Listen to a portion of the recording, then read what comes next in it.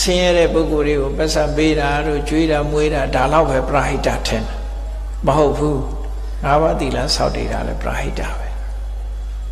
ပရဟိတအစစ်အဲ့ဒါကိုယ်ကိုယ်တိုင်လည်းစောင့်တည်တယ်သူများလည်းစောင့်တည်ဖို့ရတိုက်တွန်းတယ်အဲ့ဒါပရဟိတအဲ့ဒါကြောင့်မို့လို့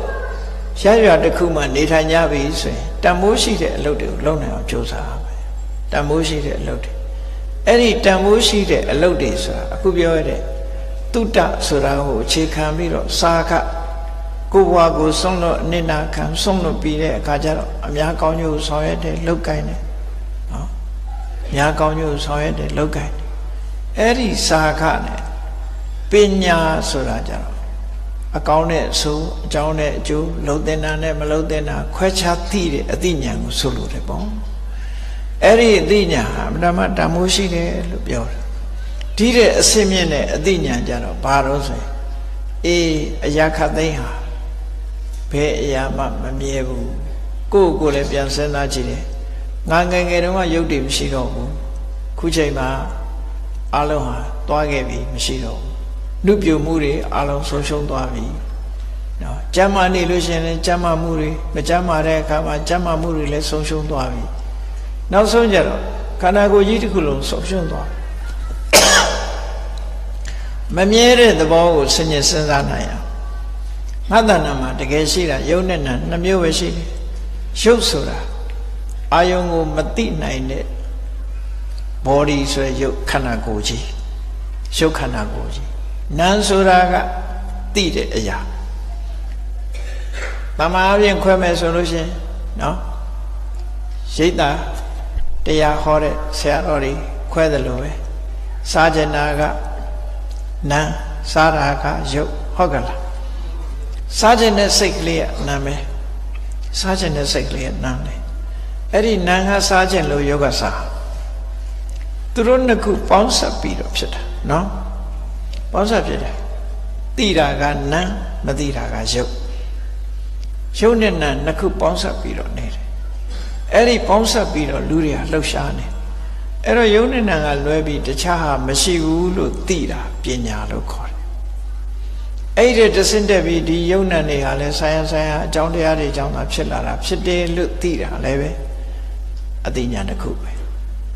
အေးဒီယုတ်တွေနာနေဟာဖြစ်လာပြီးရင်လည်းလုံးဝပျက်စီးသွားကြတယ်မမြဲဘူးလို့သိတာလည်းပဲအသိဉာဏ်တစ်ခုပဲတဆင့်တက်ပြီးတော့သိသွားတဲ့အခါမှာနော်ကျင့်တတ်เสียမကောင်းတော့ဒုက္ခကိုယ်အလိုတိုင်းပါတစ်ခုမှမဖြစ်လို့အနတ္တဆိုတဲ့အသိတွေလည်းသိလာ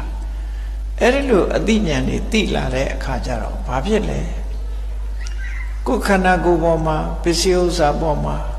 တွေ့တာမှုတွေတတ်မဲ့မှုတွေအာကိုမှုတွေယုံကြည်မှုတွေရောပါသွားတယ်လောကလူတွေဟာတွေ့တာမှုကအမှန်တမ်းကြီးမားတယ်ပစ္စည်းလည်းတွေ့တယ်လူလည်းတွေ့တယ်နောက်ဆုံးကိုယ့်ကိုယ်တွေ့တယ်နော်ကိုယ့်ကိုယ်တွေ့တာတယ်တတ်မဲ့တယ်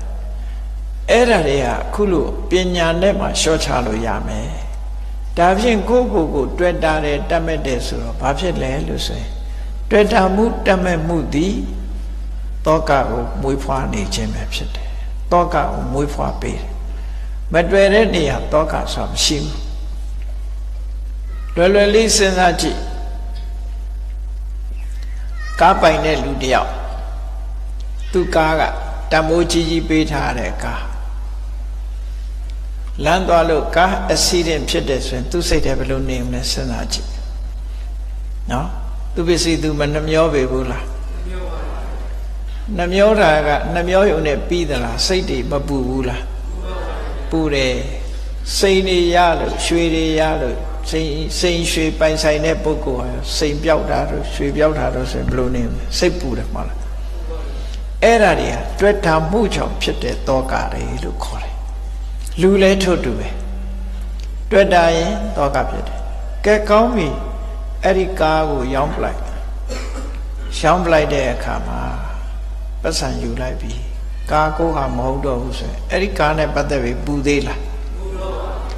ကိုပိုင်ထားတဲ့စိန်ကလေးတစ်ခွက်သူများရောင်းလိုက်ပြီးအဲ့ဒီစိန်အတွက်ပူသေးလား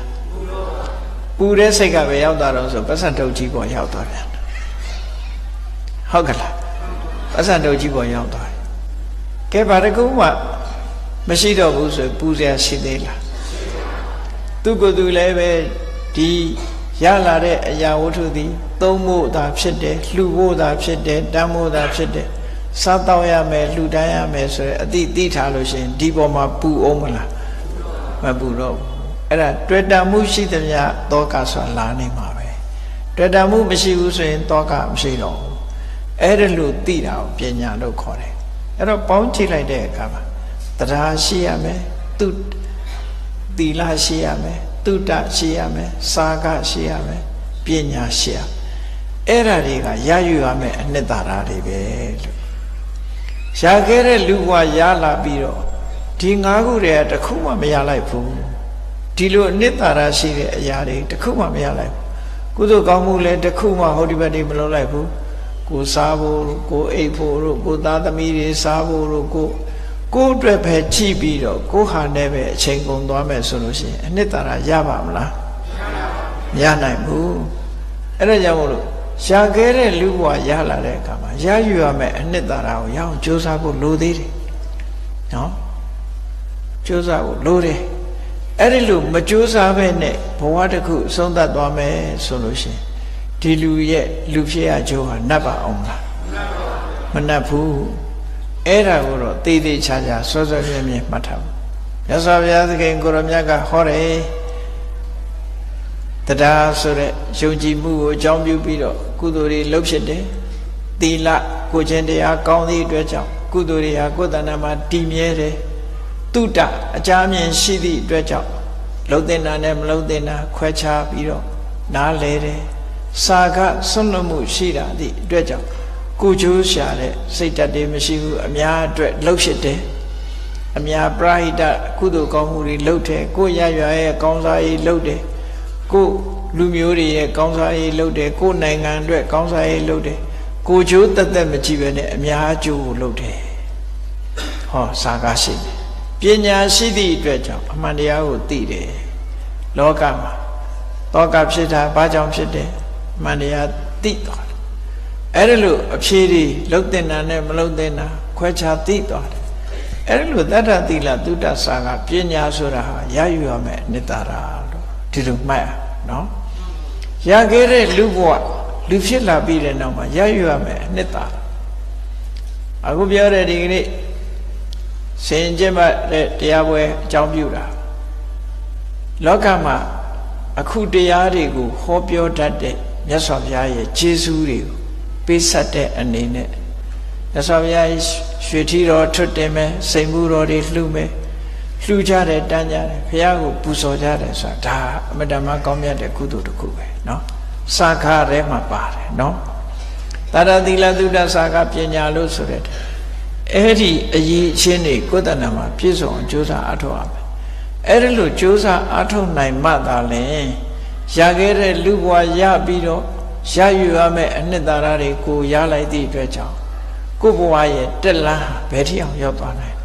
လူဘဝပြီးရင်နတ်ဘဝနတ်ဘဝနေဗြဟ္မဘဝသို့မဟုတ်လူဘဝနတ်ဘဝနတ်ဘဝနေလူဘဝလူဘဝကနေနတ်ဘဝဟိုအောက်ကိုဘယ်တော့မှမဆင်းတော့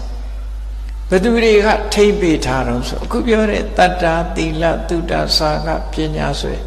ဒီတရား၅မျိုးကအောက်ကိုမရောက်အောင်ထိမ့်ပေးထားနော်ဒီတရား၅မျိုးရှိနေသမျှကလည်းဘာလို့ဘယ်တော့မှအောက်ကျမသွားတော့ကိုယ့်ဘဝကိုထိမ့်ထားပြီးသားဖြစ်ပါ